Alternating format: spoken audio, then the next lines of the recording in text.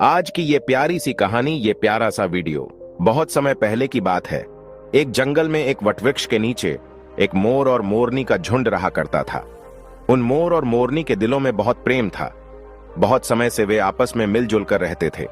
उन दोनों में आपस में इतना प्रेम था कि दूर दूर तक उन दोनों की प्रेम की चर्चाएं हुआ करती थीं। प्रिय दर्शकों, एक दिन की बात है। किसी विवाद को लेकर के मोर और मोरनी में आपस में झगड़ा हो गया, और जब मोर और मोरनी में बहुत झगड़ा होने लगा, तब मोर कहने लगा कि मोरनी, मैं जानता हूं कि संसार में सबसे बड़ा धोखा स्त्री किस समय देती है, किन स्थानों पर देती है और क्यों देती है, और इस संसार में सबसे बड़ी पापी और विश्वासघाती स्त्री होती है। इस तरह की बात सुन के वे मोरनी कहने लगी, क्या मतलब है? तुम यह कैसे कह सकते हो कि इस संसार में सबसे बड़ी पापी और विश्वासघाती स्त्री होती है और वह किस समय पर धोखा देती है? यह सरासर झूठ है। स्त्री कभी किसी को धोखा नहीं देती। प्रिय दर्शकों, जब इस तरह से मोर और मोरनी में झगड़ा बढ़ता चला गया, बहुत समय तक वे आपस में लड़ते झगड़ते रहे और उनका झगड़ा शांत होने का नाम ही नहीं ले रहा था। उसी समय पर उस वटवृक्ष पर एक हंस आ जाता है और वह हंस आकर के उन मोर और मोरनी से कहता है कि मैं काफी समय से देख रहा हूं कि तुम दोनों आपस में एक बात को लेकर के झगड़ रहे हो। अगर तुम दोनों इस समस्या का हल नहीं निकाल पा रहे हैं, अगर तुम दोनों इस प्रश्न का उत्तर नहीं दे पा रहे हो, तो क्यों ना तुम कैलाश पर्वत पर चले जाओ। कैलाश पर्वत पर जाकर भगवान शिव और माता पार्वती से अपने सवाल का जवाब पूछ लो। वो तो जगत के स्वामी हैं। वह तुम्हें बता देंगे कि आखिरकार इस संसार में स्त्री सबसे बड़ा धोखा किस समय देती है और किन किन स्थानों पर देती है, और इस संसार में सबसे बड़ा पापी और विश्वासघाती कौन है। वह मोर और उसकी पत्नी मोरनी जब हंस के इन बातों को सुनती है तो उन्हें यह बात पसंद आ जाती है। वो हंस की बात को मान करके कैलाश पर्वत की ओर उड़ते हुए चले जा रहे थे, और चलते चलते ही मैं कैलाश पर्वत पर पहुंच जाते हैं और भगवान शिव के चरणों में लौट जाते हैं। भगवान शिव को प्रणाम करते हैं, कहते हैं कि हे भगवान, आप तो जगत के स्वामी हो, आपने पूरा संसार बनाया है, आप हमारे एक प्रश्न का उत्तर दे दीजिए। तब मोरनी कहने लगती है कि हे प्रभु, ये मोर कह रहा है, इस संसार में सबसे बड़ा धोखा स्त्री देती है, और किस समय पर देती है, किन स्थानों पर देती है, ये इसे मालूम है। इसके कहने का मतलब है कि संसार में सबसे बड़ी पापी और सबसे बड़ी विश्वासघाती स्त्री होती है। प्रिय दर्शकों, इस तरह से वे मोरनी भगवान शिव से कहने लगती है। प्रिय दर्शकों, कि यह कहानी आपके जीवन को पूरी तरह से बदल कर रख देगी। इस कहानी में वह ज्ञान छुपा हुआ है। इस ज्ञान को पाने के लिए हम लोग दर दर भटकते रहते हैं, तरह तरह की कथाएं सुनते हैं, लेकिन आज वही ज्ञान इस कथा में आपको कुछ ही समय में मिल जाएगा। इस कथा से प्राप्त किए हुए ज्ञान को अगर आप जीवन में उतारते हो तो आपका जीवन खुशियों से भर जाएगा। आपके जीवन में गरीबी नहीं रह सकती, मैं यह विश्वास के साथ कह सकता हूं। तब भगवान शिव मोर से कहने लगते हैं कि मोर, तुम कैसे साबित कर सकते हो इस संसार में स्त्री सबसे बड़ा धोखा किस समय देती है और किन किन स्थानों पर देती है, और इस संसार में सबसे बड़ी पापी और विश्वासघाती स्त्री होती है, तुम कैसे साबित करोगे? तब मोर कहने लगता है कि हे भगवान, मैं आपको एक कहानी सुनाऊंगा। इस कहानी को सुनने के बाद में यह साबित हो जाएगा कि स्त्री सबसे बड़ा धोखा किस समय देती है और किन किन स्थानों पर देती है, और इस संसार में सबसे बड़ी पापी, सबसे बड़ी विश्वासघाती स्त्री होती है। तब भगवान शिव कहते हैं कि ठीक है मोर, तुम कहानी सुनाओ। मैं तुम्हारी कहानी को पूरे गौर से सुनूंगा, और फिर उसी से साबित होगा कि आखिरकार तुम सच बोल रहे हो या झूठ बोल रहे हो। इस संसार में स्त्री सबसे बड़ा धोखा किस समय पर देती है, यह दुनिया को भी पता चल जाएगा। वह मोर कहानी शुरू करने ही वाला था कि तभी वहां पर माता पार्वती आ जाती हैं और वह कहती हैं कि हे प्रभु, मैं भी कहानी सुनना चाहती हूं, मैं भी ये देखना चाहती हूं कि आखिरकार स्त्री अपने पुरुष को सबसे बड़ा धोखा किस समय पर देती है।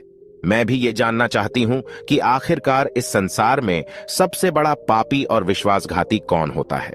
वो पुरुष होता है, वह स्त्री होती है, और किन कारणों से होते हैं। इस तरह से माता पार्वती भी कहानी को सुनने लगती है। तब वह मोर भगवान शिव को साक्षी मानकर कहानी सुनाने लगता है। कहने लगता है कि हे प्रभु, एक राज्य में एक उग्रसेन नाम का राजा राज करता था। उस राजा की 4 बेटे थे और उसके चारों बेटे बहुत ही ज्यादा बहादुर और बड़े ही प्रतापी थे। लेकिन प्रभु, सबसे बड़ा बेटा, जिसका नाम विश्वजीत था, वह न केवल प्रतापी था बल्कि दिखने में भी बहुत ही सुंदर था। उसके सबसे बड़े बेटे विश्वजीत की पत्नी रत्नावती थी, जो देखने में बड़ी ही सुंदर और बड़ी ही रूपवान थी। वो अपने आगे किसी दूसरी स्त्री को सुंदर नहीं मानती थी। एक दिन की बात है, राजा उग्रसेन ने अपने बेटे विश्वजीत के लिए किसी बात पर नाराज होकर के अपने राज्य से उसे निकाल लेने का आदेश दे दिया। प्रिय दर्शकों, राजा की ऐसी बातों को सुनकर सभी इस बात को लेकर बड़े ही चिंतित हो गए। इधर उसके बाद में फिर विश्वजीत अपने महल में आ गया और अपने महल में जाकर के वह बड़ा ही हताश और निराश हो गया। उधर विश्वजीत को उदास देख करके विश्वजीत की पत्नी ने पूछा, हे स्वामी, आखिर आप इतने हताश निराश क्यों हैं? आखिर तुम्हें कौन सा दुख है? आखिर आपका चेहरा इतना मुरझाया क्यों है? आपका चेहरा इतना मुरझाया क्यों दिख रहा है? एक राजकुमार होकर के आखिर आप इतने चिंतित क्यों दिख रहे हैं? तब उसी समय पर विश्वजीत सोचने लगा, मैंने बहुत बुरा किया है, मैंने बड़ा गलत किया है, और अपने मन की सारी बातें अपनी पत्नी रत्नावती को बताने लगता है। रत्नावती को सारी बातें समझा देता। विश्वजीत की बातों को सुन करके उसकी पत्नी उसी समय पर मूर्छित हो जाती थी, और जब वह मूर्छित हो जाती है तो विश्वजीत बड़ा घबरा जाता है और फिर उसके मुंह पर जल के कुछ छींटे डालता है। सोचने लगता है कि मैंने बहुत बड़ा गलत कर दिया है, इसको यह बात बताकर मैंने बहुत बड़ी गलती कर दी। कहा यह फूलों में पलने वाली, और कहा मैंने इसको इतनी गंभीर बात बता दी। इसके हृदय को बहुत बड़ा आघात लगा है। जब राजकुमार विश्वजीत उसको जल के छींटे डालता था, तब कहीं जाकर के रानी रत्नावती को होश आ जाता है, और जब वह होश में आती है तो रत्नावती अपने पति विश्वजीत से कहने लगती है, आप मुझ दासी को छोड़ करके परदेश के लिए चले जाएंगे तो फिर भला मैं आपके बिना कैसे जी पाऊंगी? हे स्वामी, मैं भी आपके साथ में ही जंगल में चलूंगी।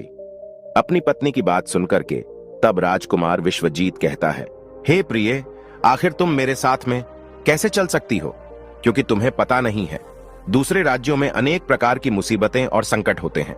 तुम इतने अच्छे, सुंदर और नरम नरम महलों में रहने वाली हो, तुम गलीचों पर चलने वाली हो, तो महलों के बिना इस मुसीबत को कैसे बर्दाश्त कर पाओगी? प्रिय दर्शकों, फिर तो राजकुमार विश्वजीत की बात को सुनकर के रानी रत्नावती कहने लगती है कि पिया जी, कितने भी दुख परेशानी दूसरे राज्य में हमें आएंगी, ऐसा सब हमारे साथ होते हुए भी हमें सुख से अधिक सुखमय लगेंगे। पिया जी, आपको पता नहीं है, महल के सुख आपके बिना जंगल के दुखों से भी डरावने लगेंगे, उससे भी अधिक दुख मुझे देंगे। इसलिए पिया जी, आज मैं आपके साथ ही चलूंगी। इधर मोर कहने लगता है कि हे प्रभु, रानी रत्नावती की आंखों में आंसू देख करके विश्वजीत ने अपने मन में सोचा कि मेरी पत्नी मेरे बिना जीवित नहीं रह सकती, वह अकेली यहां नहीं रहेगी, इसलिए आज मुझे अपनी पत्नी को ऐसी अवस्था में छोड़कर जाना सही नहीं होगा। इन सभी बातों को सोच करके राजकुमार विश्वजीत अपनी पत्नी रत्नावती से कहता है कि हे प्रिय, तुम उदास मत रहना, आज हम तुम्हें अपने साथ में लेकर के जंगल में चलेंगे। विश्वजीत की इन बातों को सुनकर के रत्नावती भी एकदम से प्रसन्न हो जाती हैं और अपने पति के साथ में जाने की तैयारी में जुट जाती है, तैयारी करने लगती हैं। अगली सुबह के लिए वे दोनों पति पत्नी राज्य से निकल के एक जंगल में पहुंच जाते हैं और दोनों चलते चलते बहुत दूर निकल जाते हैं। तो दोनों चलते चलते बहुत थक भी चुके थे। फिर वह जंगल में एक बरगद के वृक्ष के नीचे विश्राम करने का निर्णय ले लेते हैं। वे दोनों लंबे सफर के कारण बहुत ज्यादा थके हारे हुए थे। उस समय पर ठंडी ठंडी हवा के झोंके भी चल रही थी। उसी समय ठंडी ठंडी हवा के झोंकों में उन दोनों पति पत्नियों को नींद भी आ गई। लेकिन प्रिय दर्शकों, कुछ देर के बाद में वहीं पर एक जहरीला सर्प आकर के रानी रत्नावती को काट देता है। और इधर मोर कहता है कि हे प्रभु, अब आगे भी सुनिए।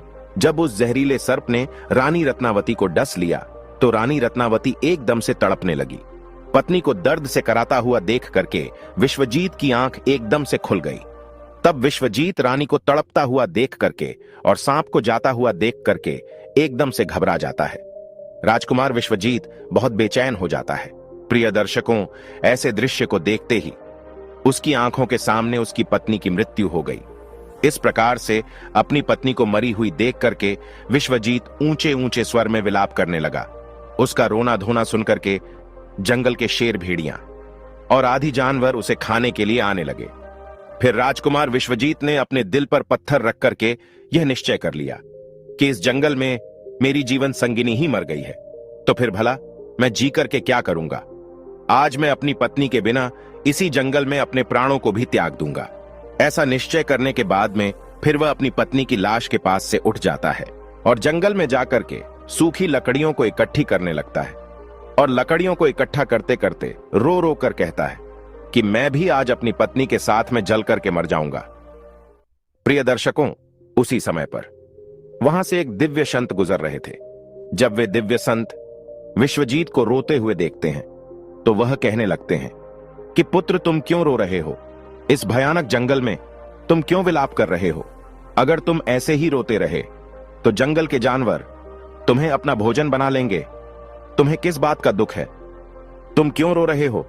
तब राजकुमार विश्वजीत से उस महात्मा से कहने लगता है कि हे महात्मा, मैं राजकुमार विश्वजीत हूं और मैं राजा उग्रसेन का बेटा हूं। मेरी पत्नी को यहां एक जहरीले सर्प ने डस लिया है, जिससे मेरी पत्नी की मृत्यु हो गई है। हे महात्मा, मेरी पत्नी बड़ी चरित्रवान थी, बड़ी पतिव्रता थी। वह मुझे बहुत प्रेम करती थी और मेरे साथ आने के कारण उसकी मृत्यु हो गई है। हे महात्मा, ऐसी पत्नी मुझे दोबारा नहीं मिल सकती। ऐसी चरित्रवान स्त्री मुझे दोबारा इस संसार में कभी नहीं मिल सकती। इसलिए हे महात्मा, मैं भी अपनी पत्नी के साथ में मैं भी अपने प्राण त्याग दूंगा। मैं भी उसके साथ में अपनी जान दे दूंगा। महात्मा, मेरे पिता ने मुझे अपने राज्य से निकाल दिया है और इसलिए मेरी पत्नी इस जंगल में मेरे साथ आई थी और उस जगह पर आते आते उसे सर्प ने डस लिया। इसकी वजह भी मैं हूं। अगर वह मेरे साथ ना आती तो शायद आज वह जीवित होती। प्रिय दर्शकों, वे महात्मा कहने लगते हैं कि राजकुमार, तू बहुत ही बड़ा मूर्ख है और अज्ञानी भी है। यह संसार है, यहां तो इंसानों का आना जाना लगा ही रहता है। इस संसार में जितने भी मनुष्य आए हैं उन सभी मनुष्य के लिए इस शरीर को त्यागना ही होता है। इस बात को तू भी जानता है। इस संसार में जो भी आता है वह अकेला आता है। कोई भी किसी के साथ में नहीं आता और न ही कुछ लेकर जाता है और न ही कोई किसी के साथ जाता है। फिर भी तुम आज मूर्खों की तरह मेरे सामने खड़े होकर के बातें कर रहे हो। महात्मा कहने लगते हैं कि हे राजकुमार, अगर तुम जीवित रहोगे तो तुम इस तरह की कई रानियों को अपने पास प्राप्त कर सकते हो। इस तरह की कई रानियां तुम्हें फिर से मिल सकती हैं।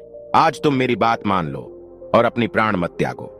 तब राजकुमार कहने लगता है कि नहीं महात्मा, मैं अपने प्राण जरूर त्यागूंगा। ऐसी रानी मुझे इस संसार में नहीं मिल सकती। मेरी रानी बहुत ही चरित्रवान और बहुत ही पतिव्रता थी। तब महात्मा कहने लगते हैं कि हे राजकुमार, आज तुम मेरे कहने पर मरने का विचार त्याग दो। तुम्हें मालूम नहीं है, इस मानव शरीर को पाने के लिए देवता भी दिन रात बहुत ज्यादा इच्छुक होते हैं। तो फिर आप जानबूझकर इस शरीर को नष्ट क्यों करना चाहते हो? प्रिय दर्शकों, इस प्रकार से उस महात्मा के शब्दों को सुनकर के इंद्रसेन कहने लगता है कि महात्मा, आपने जो कुछ भी कहा है वह सत्य है, लेकिन इतनी बड़ी पतिव्रता पत्नी मुझे किसी भी जन्म में नहीं मिलेगी। इसलिए आज अपनी पत्नी के साथ में ही चलकर मैं मरना चाहता हूं। प्रिय दर्शकों, फिर उसके बाद में उस महात्मा ने विश्वजीत के विचार को सुन करके पूरी तरीके से जान लिया कि यह जीवित नहीं बचेगा। यह राजकुमार अपनी पत्नी के बिना नहीं रह सकता। तब महात्मा विश्वजीत से कहने लगे, हे राजकुमार, तेरी पत्नी को जीवित करने का केवल एक ही उपाय है। अब तू मेरी बात को बड़े ध्यान से सुन। यदि तू उपाय को कर सकता है तो तेरी पत्नी भी पहले की तरह ही जीवित हो सकती है। तब विश्वजीत महात्मा की बात को सुन करके जवाब देने लगता है। कहता है, महात्मा, अब जो कुछ भी कहेंगे वह सब कुछ करने के लिए मैं तैयार हूं। कृपया करके मेरी स्त्री को तुम जीवित कर दो। तब महात्मा ने जवाब दिया, हे राजकुमार, तुम्हारी रानी की जो आयु थी वह केवल 20 वर्ष की थी, जो कि इसने इतने लंबे सफर में उसे बिता दिया। इसके बदले तेरी जो उम्र है वह 70 वर्ष की है। इसमें अभी तेरी आयु भी 30 वर्ष बीत चुकी है। तेरे जीवन में भी अभी 40 वर्ष बाकी है, यानी कि तुझे 40 साल और जीने का अवसर है। यदि तू अपनी पत्नी को आधी उम्र समर्पण कर देता है तो तुम दोनों की उम्र जो है वह एक समान हो जाएगी। यदि तुम इस बात को मान लो, इस बात पर तैयार हो जाओ, तो तुम्हारी पत्नी जल्द ही जीवित हो जाएगी। प्रिय दर्शकों, इस तरीके से उस महात्मा की बात को सुनकर के राजकुमार विश्वजीत कहने लगता है कि तुम्हारी बातों को मैं मानने के लिए तैयार हूं। फिर उसके बाद में महात्मा विश्वजीत के हाथ में जल देता है और उस जल को रानी के पैरों में डालने के लिए कहता है और कहता है कि तुम संकल्प लो कि मैं अपनी 20 वर्ष आयु में रानी को दान करता हूं। अब वह मोर कहता है कि हे प्रभु। जैसे ही राजकुमार विश्वजीत ने यह संकल्प लिया कि वह अपनी 20 वर्ष आयु अपनी पत्नी रत्नावती को दान कर रहा है, उसी वक्त दिव्य संत कहने लगते हैं कि हे राजकुमार, पहले मेरी एक बात को बड़े ध्यान के साथ में समझ लो। इसमें तुम्हें गुप्त रहस्य भी मिलेगा जिसे समझना, तुम्हें बहुत जानना बहुत जरूरी है। अभी तो तुझे अपनी पत्नी की आवश्यकता है, तुम जल को डाल के उसे बचा सकते हो, लेकिन भविष्य में यदि तुम्हें अपनी पत्नी की आवश्यकता नहीं पड़ती है तो अभी कुछ नहीं बिगड़ा है, तुम अपने संकल्प को वापस ले सकते हो। और जब तुम उस संकल्प को वापस ले लेते हो तो उसी क्षण से तुम्हारी पत्नी की मौत हो जाएगी, उसी क्षण इसकी मृत्यु निश्चित है। परंतु राजकुमार, एक बात को तुम हमेशा याद रखना, इस कहना नहीं तो तुम अपने संकल्प को वापस नहीं ले सकोगे। वे महात्मा कहते हैं कि हमेशा याद रखना, मनुष्य को जीवन में कुछ बातें छुपा करके रखनी चाहिए, क्योंकि कभी कभी यह बातें कुछ काम आ सकती हैं। प्रिय दर्शकों, फिर तो ऐसा कहकर राजकुमार विश्वजीत ने अपनी पत्नी को 20 वर्ष आयुदान दे दी। राजकुमारी रत्नावती वहां पर उठकर बैठ खड़ी हो गई। उधर वह महात्मा वहां से अदृश्य हो गए। उसी क्षण राजकुमार विश्वजीत अपनी पत्नी से कहता है कि हे प्रिय, आप तो सो गई थीं, मैंने आपको नहीं जगाया। फिर उसके बाद में विश्वजीत अपनी पत्नी से कहने लगा, तुम बहुत ज्यादा थकी हारी हुई थी, इसलिए मैंने तुम्हें नहीं जगाया। इधर मोर कहने लगता है कि हे प्रभु। इस प्रकार से राजकुमार विश्वजीत ने अपनी पत्नी से ये सारी बातें छुपा ली कि सर्प ने तुम्हें काट लिया था और तुम मर गई थी। इन बातों को विश्वजीत ने अपनी पत्नी से गुप्त ही रखा। इधर वह मोर कहने लगता है कि फिर वहां से विश्वजीत अपनी पत्नी को लेकर के आगे बढ़ जाता है और कई दिनों के बाद उसने बहुत ही सुंदर स्थान को देखा। वहां पर एक फकीर की कुटिया बनी हुई थी। वहां पर वह पहुंच गए तो वहां पर उन्होंने देखा कि एक सुंदर सा फकीर वहां पर बैठा हुआ हुक्का पी रहा है और इधर दोनों पति पत्नी बहुत ज्यादा थके हारे हुए थे, इसलिए वे दोनों उस फकीर के पास में जाकर के बैठ गए। उस समय विश्वजीत ने अपनी पत्नी रत्नावती से कहा कि हे प्रिय, मुझे बहुत तेजी से प्यास लग रही है और प्यास की वजह से मेरा गला भी सूख रहा है। कुएं पर चलकर के पानी पीकर आते हैं। यदि तुमको भी प्यास लगी हो तो हम जाकर के तुम्हारे लिए भी पानी की व्यवस्था कर लाते हैं। तब वह मोर कहने लगता है कि हे प्रभु। राजकुमार विश्वजीत की बात को सुनकर के वह रानी कहने लगती है कि पियाजी, मुझे तो प्यास नहीं लगी है, अब जाइए पानी पीकर के फिर मेरे पास वापस आ जाइए। इसके बाद में पानी के जवाब को सुनकर के राजकुमार विश्वजीत एक लंबी सी रस्सी हाथ में लेकर के कुएं की ओर बढ़ने लगा। इधर राजकुमार विश्वजीत कुएं पर पानी पीने के लिए पहुंच गया तो उसी समय पर क्या हुआ, राजकुमारी रत्नावती उस फकीर की तरफ देख रही थी। इधर रत्नावती उस फकीर की सुंदरता को देख करके उस पर मोहित हो जाती है, अर्थात वह उसको पूरी तरीके से दिल दे बैठी। अब राजकुमारी रत्नावती उस फकीर से कहती हैं कि हे फकीर, आप तो यहां पर बड़ी खुशी से रहते हैं, बड़ी मौज से रहते हैं। तब वह फकीर कहने लगता है कि हे राजकुमारी, तुम भी यहां पर मेरे साथ बड़ी मौज से रह सकती हो। तब राजकुमारी रत्नावती कहने लगती है कि मैं रहना तो चाहती हूं, लेकिन मेरे साथ में मेरा पति है, मैं तुम्हारे साथ में कैसे रह सकती हूं। प्रिय दर्शकों, रानी की ऐसी बात सुनकर के वह फकीर समझ जाता है कि रानी उस पर आसक्त हो बैठी है। तब वह फकीर रानी रत्नावती के साथ में प्रेम लीला करने लगता है। तो उसी समय पर फकीर ने रानी से कहा कि आज मैं तुम्हें एक ऐसा उपाय बताता हूं। तुम्हारा पति इस कुएं पर पानी पीने के लिए गया है, तुम अपने पति को जाकर के उसी कुएं में ढकेल देना। इसके बाद में जो भी होगा हम उसे देखेंगे। इधर मोर कहता है। फिर तो वो फकीर की बात सुनकर के रत्नावती ने कहा, ठीक है, मैं ऐसा ही करूंगी। प्रिय दर्शकों, अब इतनी ही देर में राजकुमार विश्वजीत से पानी पीकर के अपनी पत्नी के पास में आ गया तो उसी क्षण राजकुमारी रत्नावती भी कहने लगी कि पिया जी, मुझे भी बहुत तेजी से प्यास लग रही है, प्यास की वजह से मेरा भी गला सूख रहा है, तुम कुएं पर वापस चलकर मुझे भी पानी पिलाओ। तो उसी वक्त पत्नी की बात को सुनकर के राजकुमार विश्वजीत कहने लगा कि प्रिय, मैंने तुमसे जाने से पहले ही पूछा था और तुमने पानी पीने को मना कर दिया था। यदि तुम्हें प्यास लगी है तो मैं अभी कुएं पर जाकर के तुम्हारे लिए पानी का प्रबंध करके आता हूं। पत्नी से इतनी बातचीत करने के बाद में विश्वजीत कुएं पर पानी लेने के लिए चला गया। तब रानी भी उसके साथ में पीछे पीछे चल दी और कहने लगी, अब मैं यहाँ पर बैठकर क्या करूंगी, मैं भी तुम्हारे साथ पीछे पीछे चलती हूँ। प्रिय दर्शकों, इधर वह मोर कहता है कि प्रभु, राजकुमार विश्वजीत जो था वह अपनी पत्नी के प्रेम में बहुत बुरी तरह पागल था। आखिर उसको यह कहां मालूम था कि मेरी ही पत्नी मेरे ही प्राण लेने के लिए मेरे पीछे पीछे आ रही है। प्रिय दर्शकों, हमारे विद्वानों ने सच कहा है, स्त्रियों के त्रिया चरित्र को देवता भी नहीं समझ पाए तो आखिर मानव क्या चीज है। स्त्रियों के जाल में अच्छे से अच्छे, बड़े से बड़े बुद्धिमान भी फंस जाते हैं। अब राजकुमार विश्वजीत कुएं पर जाकर के पानी भरने के लिए बाल्टी नीचे डालता है तो उसी क्षण राजकुमारी रत्नावती ने अपने पति विश्वजीत को धक्का मार दिया और उसे कुएं में धकेल दिया, और ऐसा करने बाद में खुद लौट कर करके उस फकीर के पास में पहुंच जाती है, और वह फकीर उस रानी को अपने साथ में लेकर के एक राज्य में जाकर के रहने लगता है। वहां पर वह दोनों ही बड़ी हंसी खुशी के साथ में प्रेम पूर्वक रहने लगते हैं। उस फकीर ने उस रानी रत्नावती को बहुत ही अच्छा सा नृत्य करना सिखा दिया। अब तो वो रानी जो थी बहुत ही बड़ी बड़ी नृत्यांगना बन गई है, नगर में नाचने के मामले में सबसे ज्यादा प्रसिद्ध हो गई। इस तरीके से रानी के नृत्य रूप के कारण उस फकीर के पास में लाखों करोड़ों रुपए बन गए हैं। अब तो रानी जो थी उस फकीर के पास में बड़ी ऐशो आराम से मस्ती के साथ में रहने लगी।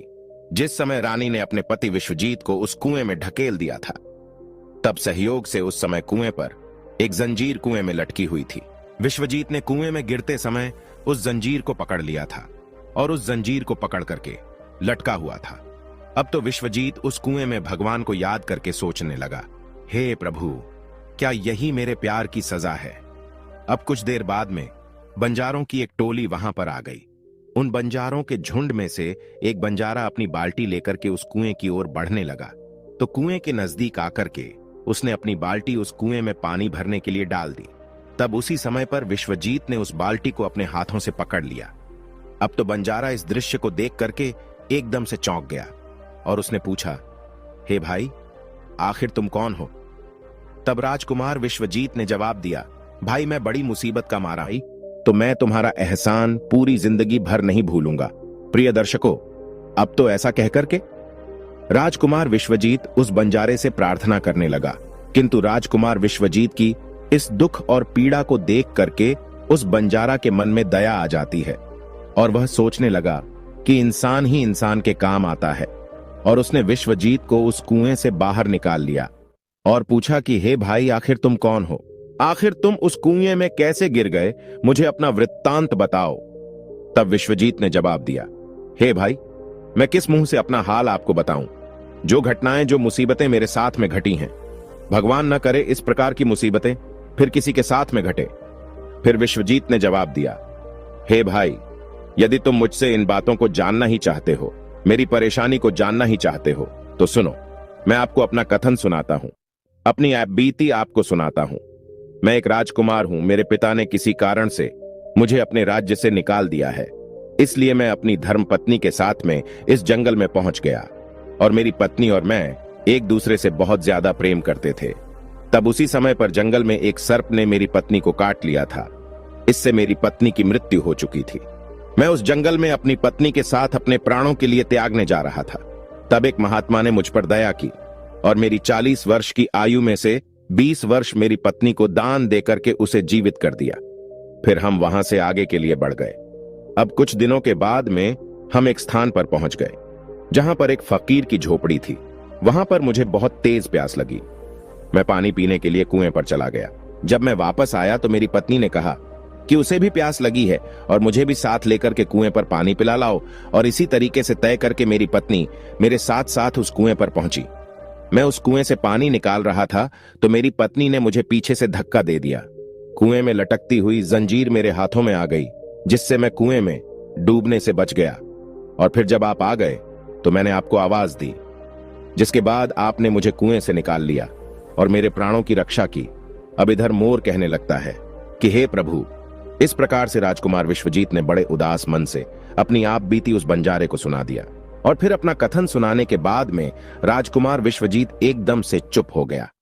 उधर उस बंजारे ने राजकुमार विश्वजीत को उन बातों को सुनाया और अपनी रानी की करतूतों को सुना करके बड़ा ही निराश हुआ और कहने लगा, राजकुमार, किसी ने सच कहा है स्त्रियों के त्रिया चरित्र को भगवान भी नहीं समझ पाए तो आखिर मनुष्य यह कैसे समझ सकता है।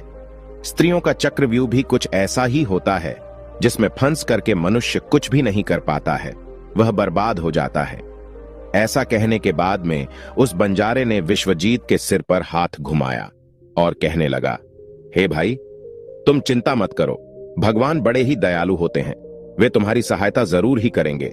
उस बंजारे ने कहा कि मित्र, अगर तुम चाहो तो हमारे झुंड में हमारे साथ रह सकते हो। तब बंजारे की बात को सुनकर के विश्वजीत उस बंजारे के साथ में ही रहने के लिए सहमत हो गया। फिर उन बंजारों की सहायता से वह राजकुमार जो था उसी राज्य में जा पहुंचा जहां पर उसकी पत्नी रत्नावती और वह फकीर रह रहा था। उस राज्य को देख करके विश्वजीत बंजारे से कहने लगा, हे भाई, मेरी इच्छा है कि मैं कुछ दिन इस राज्य में रहूं। तब बंजारे ने जवाब दिया, मित्र, तुम जैसा चाहते हो वैसे ही रह सकते हो, मुझे कोई परेशानी नहीं है। फिर उसके बाद में राजकुमार विश्वजीत भूखा था। उस बंजारे से आज्ञा लेकर के राज्य में घूमने के लिए आया और काम की तलाश करने लगा। कुछ दिनों बाद राजकुमार की मेहनत और परिश्रम को देख करके उस राज्य के बड़े व्यापारी ने अपने यहां पर उसे नौकरी पर रख लिया।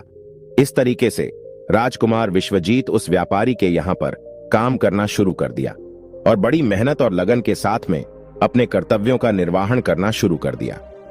राजकुमार की मेहनत को देख करके उस व्यापारी ने राजकुमार विश्वजीत को बड़ा ही सम्मान दिया और धीरे धीरे करके उस राजकुमार को अपने यहां काम का एक मुनीम बना लिया। अब वह मोर कहता है कि हे प्रभु, अब इस प्रकार से राजकुमार विश्वजीत के दिन बड़े हंसी खुशी के साथ में कटने लगे। अब एक दिन उसी नगर के राजा के यहां पर राजकुमार विश्वजीत की जो पत्नी थी वह नृत्य कला का वहां पर प्रदर्शन करने के लिए प्रस्तुत हो रही थी।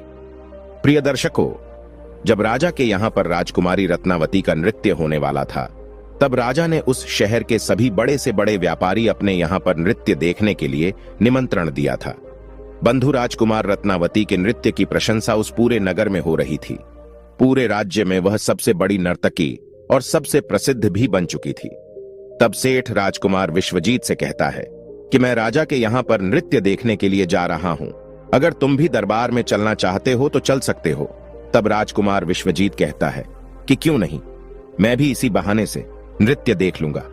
अगर मुझे भी तो पता चले कि इतनी खूबसूरत नृत्य का कौन है, इसकी पूरे राज्य में चर्चा हो रही है। इस प्रकार से राजकुमार विश्वजीत अपने सेठ के साथ में राजा के दरबार में पहुंच गया। तब रानी ने एक अप्सरा के समान दरबार में अपना नृत्य प्रदर्शन किया और बड़े ही आनंद भरे स्वर में कई गानों को उसने प्रस्तुत किया। अब तो उसके गाने को सुन करके वहां पर जितने भी लोग थे वह बड़े ही आश्चर्य में आ गए और सभी सेठ और विद्वान लोगों ने भी राजा के दरबार में सभी समाज के लोगों ने उसके नृत्य की बड़ी ही प्रशंसा की। तब उसी क्षण राजकुमार विश्वजीत ने भी अपने हाथ से एक अंगूठी उतारी, इसमें एक हीरा जड़ा हुआ था। उसने उस अंगूठी को उतार करके रानी रत्नावती को भेंट कर दी। उसके बाद में राजकुमारी रत्नावती ने उस अंगूठी को पहचान लिया और मन ही मन में विचार करने लगी, यह तो बहुत बड़ी आश्चर्य वाली बात है। आखिर मेरा पति तो जिंदा है और वह यहां पर पहुंच गया है। यदि उसने मुझे आज पहचान लिया तो वह मुझे जीवित नहीं छोड़ेगा। इसलिए मुझे कुछ ऐसा त्रिया चरित्र रचना चाहिए जिससे मेरे पति को मारा जा सके। अब तो राजकुमारी रत्नावती ने अपने मन में विचार किया, अब मैं यहाँ के राजा के लिए एक ऐसा सुरीला गाना और बड़ा ही अच्छा नृत्य दिखाऊंगी जिससे राजा प्रसन्न होकर के मुझे कुछ मांगने के लिए बोलेगा। तब मैं राजा से आदेश दिलवाकर उसे मरवा दूंगी। बाद में राजकुमारी ने एक बहुत ही सुरीला गाना और बड़ा ही मधुर नृत्य दिखाया। प्रिय दर्शकों, रानी की इस बसंत बहार को सुनकर के वह बड़ा ही प्रसन्न हुआ। अब तो रत्नावती से राजा कहने लगा, हे नृत्यिका, मैं तुम्हारे इस नृत्य को देख करके बड़ा ही प्रसन्न हूं। आखिर तुम मुझसे क्या मांगना चाहती हो? तब राजकुमारी रत्नावती ने जवाब दिया कि राजा साहब, यदि आप मुझसे प्रसन्न हो तो सबसे पहले मुझे एक वचन दीजिए, जो मैं आपसे मांगूंगी आप मुझे वही देंगे। रत्नावती ने जवाब दिया, इस सभा में मेरा एक शत्रु है, कृपया करके महाराज मेरे मांगने पर उसको फांसी की सजा दे दीजिए। तब राजा ने जवाब दिया, हे रानी, तुम उस चोर को बुला करके मेरे सामने लाओ। तब उस रानी ने राजकुमार विश्वजीत का हाथ पकड़ा और उसे बुला करके राजा के सामने ले पहुंची। उसी क्षण राजा ने अपने सैनिकों को आदेश दिया कि तुरंत ही इस चोर को जल्लादों के सामने ले जाओ, रानी के इस चोर को फांसी पर चढ़वा दो। प्रिय दर्शकों, इसी बीच में विश्वजीत का जो सेठ था वह भी वहां पर पहुंच गया। वह डरता हुआ विश्वजीत के पास में गया और उससे पूछा कि आखिर तुमने इस नाचने वाली का क्या चुराया है, जिसकी वजह से वे तुझे अपना शत्रु बता रही है और वह तुझे मरवाना चाहती है।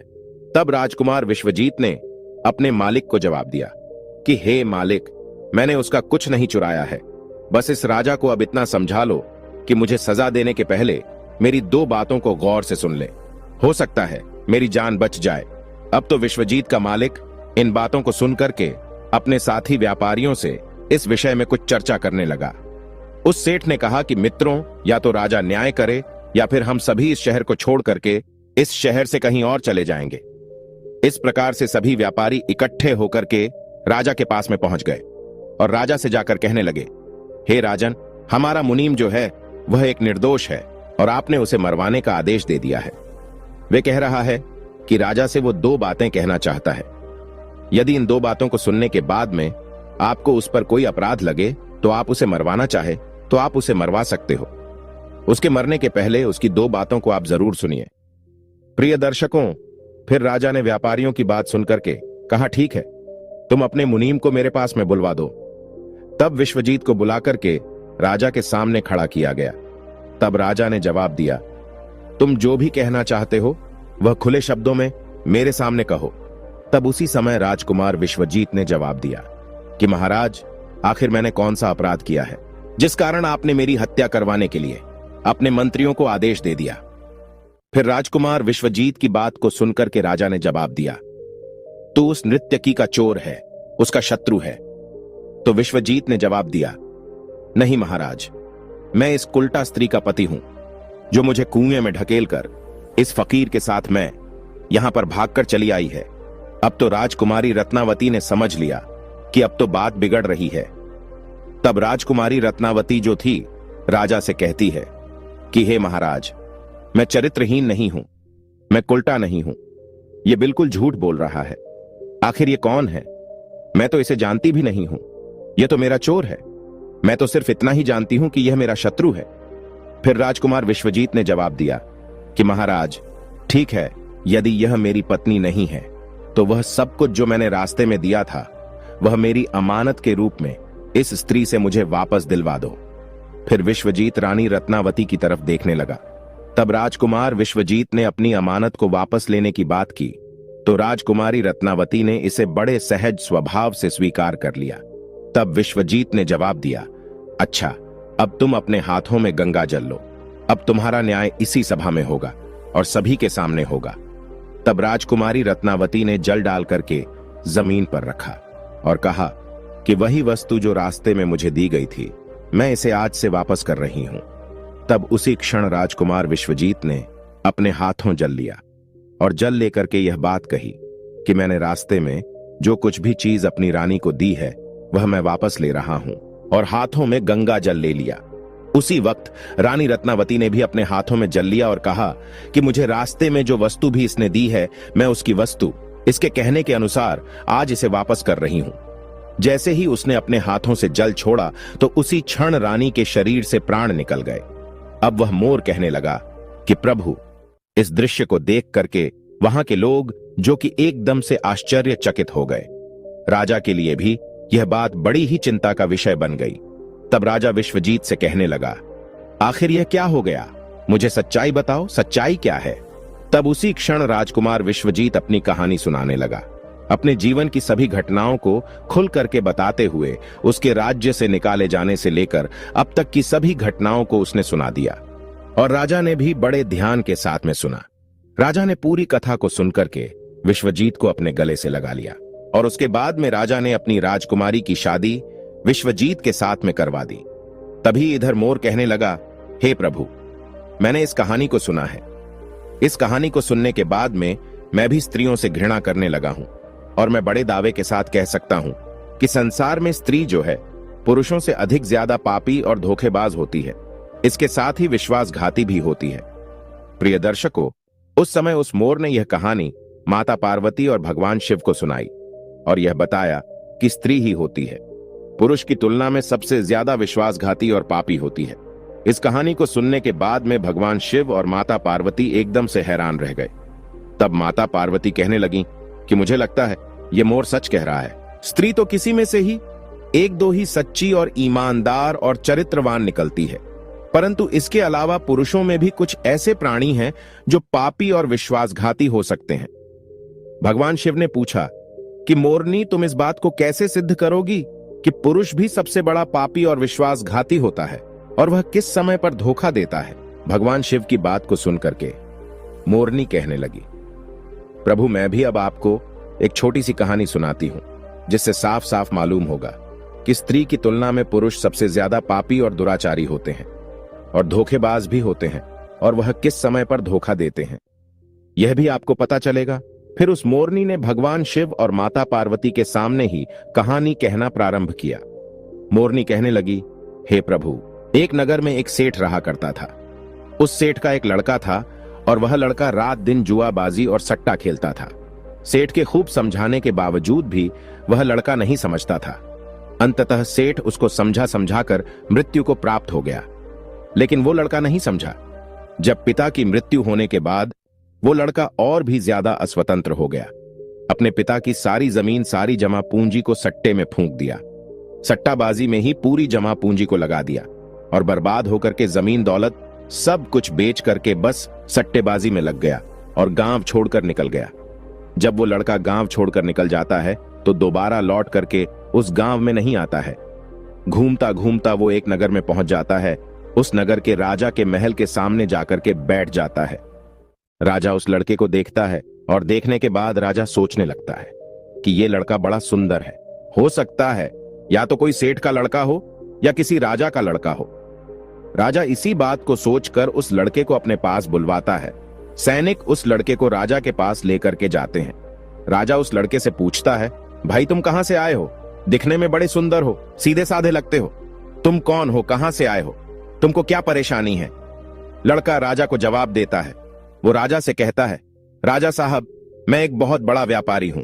रास्ते में कुछ गुंडों ने, कुछ लुटेरों ने मिलकर के मेरा सामान लूट लिया है और मैं यहां पहुंच गया हूं। प्रिय दर्शकों, उस लड़के की इतनी बात सुनकर राजा उस लड़के पर विश्वास कर लेता है। लड़का राजा से कहता है कि राजा साहब, मेरा सारा सामान लुटेरों ने लूट लिया है। मेरे पास कुछ भी नहीं है, खाने को भी मेरे पास कुछ भी नहीं बचा है। सब कुछ लुटेरों ने लूट लिया है। मुझे मेरे गांव जाने के लिए भी पैसे नहीं है। राजा उस लड़के की बात पर विश्वास कर लेता है। लड़का कहता है, यदि राजा साहब आप मेरी थोड़ी सी सहायता कर दें तो मैं अपने गांव तक जा सकता हूं और आपका बहुत ही भला होगा, आपकी बड़ी कृपा होगी। प्रिय दर्शकों, राजा लड़के के झांसे में आ जाता है। राजा सोचने लगता है कि लड़का व्यापारी है और बड़ा सुंदर भी है। उस राजा का कोई लड़का नहीं था, सिर्फ एक लड़की थी। वो राजा सोचने लगा कि मेरी मृत्यु के बाद मेरे राज्य को ये लड़का बड़े आराम से संभाल सकता है, क्योंकि लड़का सुंदर भी है और ज्ञानी भी है, बड़ा व्यापार, कि क्यों ना मैं अपनी लड़की की शादी इस लड़के से करवा दूं और यह मेरा घर जमाई बन करके रह सकता है और आने वाले समय में यह मेरे राज्य को भी संभाल सकता है। यही सोचकर राजा उस लड़के से कहता है, बेटा, मैं अपनी पुत्री की शादी तुम्हारे साथ कर दूं तो तुम्हें कोई आपत्ति तो नहीं है? प्रिय दर्शकों, लड़का यह बात को सुनकर मन ही मन में अंदर ही अंदर बड़ा खुश होने लगता है। लड़का राजा से कहता है, हां राजा साहब, मैं तैयार हूं। यदि आपका हुक्म है, आपका आदेश है, तो मैं कैसे मना कर सकता हूं। प्रिय दर्शकों, राजा अपनी पुत्री की शादी उस लड़के से करा देते हैं। काफी सारा धन, दौलत और दास दासियां देकर अपनी पुत्री को उस लड़के के साथ राजा विदा कर देते हैं। प्रिय दर्शकों, जब लड़का राजा की पुत्री को लेकर के जाता है तो रास्ते में उन्हें एक जंगल पड़ता है। उस जंगल में वो लड़का उस राजा की पुत्री से कहता है, देखो, अब तुम मेरी पत्नी हो और पत्नी का यह धर्म होता है कि वो पति की हर बात का पालन करे। लड़का कहता है, यह घना जंगल है और इस जंगल में लुटेरे बहुत ज्यादा होते हैं। इसी जंगल में मेरा भी सारा सामान लुटेरे लूट के ले गए थे, इसलिए आपके पास जितने भी गहने हैं, जितने भी गहने आपने पहन रखे हैं, वो सारे उतार कर मुझे दे दीजिए, वरना लुटेरे यहां से लूट करके ले जा सकते हैं। प्रिय दर्शकों, पत्नी अपने पति पर विश्वास करती है और यह सदा से चला आ रहा है कि पत्नी अपने पति पर विश्वास करती है। वो पत्नी भी अपने पति पर पूर्ण विश्वास करती थी, तो वो कहती है, ठीक है जी, यदि आप कह रहे हैं तो मैं अपने सारे गहने उतार करके आपको दे देती हूँ। प्रिय दर्शकों, वो राजा की लड़की अपने सारे गहने उतार कर अपने पति को दे देती है। वह लड़का पत्नी के सारे गहने लेकर अपनी कमर में बांध लेता है। प्रिय दर्शकों, और राजा ने जितना भी धन दौलत दिया था उन सबको वो एक जगह इकट्ठा कर लेता है और रास्ते में आगे जाकर के वह विश्राम करने के लिए रुकते हैं। जब वह विश्राम करने के लिए रुकते हैं तो लड़का सभी दास दासियों को मार देता है और उस लड़की को पास ही में कुआं था उस कुएं में धकेल देता है और वहां से सारा सामान लेकर के भाग जाता है। लड़का सोचता है कि सबको मार दिया है, पत्नी को भी कुएं में धकेल दिया है तो पत्नी भी खत्म हो जाएगी और अब मैं इन पैसों से बड़े आराम से अपना जीवन व्यतीत करूंगा।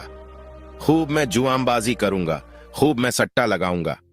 यही सोच करके लड़का वहां से सारा सामान लेकर के भाग जाता है। प्रिय दर्शकों, लेकिन उस लड़के की पत्नी कुएं में खत्म नहीं हुई। उसने एक डाल को पकड़ लिया और जोर जोर से चिल्लाती रही कि मुझे कोई कुएं से बाहर निकालो। प्रिय दर्शकों, रास्ते में कुछ लोग जा रहे थे। उन लोगों ने उस लड़की की आवाज सुनी और उस लड़की को कुएं से बाहर निकाल लिया। लड़की वापस अपने राज्य में पिता के घर पहुंच जाती है। उस लड़की का पिता उस लड़की से पूछता है और कहता है, पुत्री क्या हो गया, तुम वापस कैसे चली आई? वह लड़की कहती है, पिताश्री, रास्ते में हमें कुछ गुंडे मिल गए थे और गुंडों ने हमारे साथ यह दुर्व्यवहार किया, सभी दास दासियों को खत्म कर दिया और मुझे कुएं में धकेल दिया और मेरे पति का कोई पता नहीं है। प्रिय दर्शकों, वह लड़की पतिव्रता थी, इसलिए उसने उस घटना के बारे में अपने पिता को नहीं बताया। कुछ समय के लिए वह लड़की अपने पिता के घर रहने लगी। कुछ समय निकलने के बाद वो लड़का फिर से उस राजा के द्वार पर आता है, अपने ससुर के राज्य में आता है।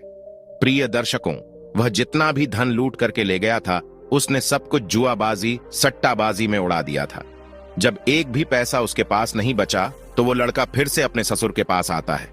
वो सोचने लगता है कि अपने ससुर से जाकर यह कहूंगा कि ससुर जी, आप नाना बनने वाले हैं। इस बात को सुनकर ससुर जी मुझे फिर से बहुत सारा धन देंगे और इस धन से मैं फिर से अय्याशी करूंगा। यही सोचकर वह लड़का फिर से उस राजा के द्वार पर आता है, लेकिन उस लड़के को द्वार पर ही उसकी पत्नी मिल जाती है। वह लड़की अपने पति को देखकर पहले तो थोड़ा गुस्सा होती है और बाद में अपने पति को बुलाकर कहती है, देखो जी, मैंने अपने पिता को ऐसी कोई बात नहीं बताई है।